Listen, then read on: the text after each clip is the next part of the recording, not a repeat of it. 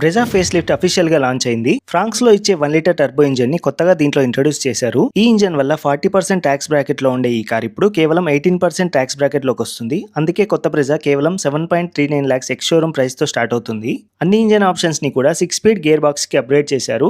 అంతకుముందు 5 speed manual gear box తో వచ్చేవి. సిఎన్జీ వేరియంట్స్ లో అండర్ బాడీ సిఎన్జీ ట్యాంక్స్ ఇస్తున్నారు విక్టరీస్ లాగా.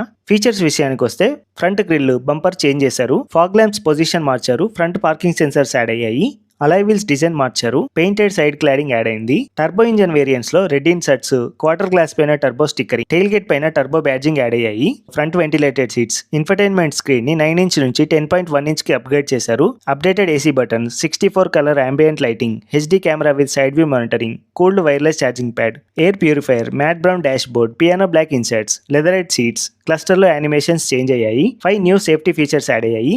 ఫుల్ వీడియో కోసం లైక్ చేసి డౌట్స్ ఏమైనా ఉంటే కమెంట్ సెక్షన్ లో రాయండి.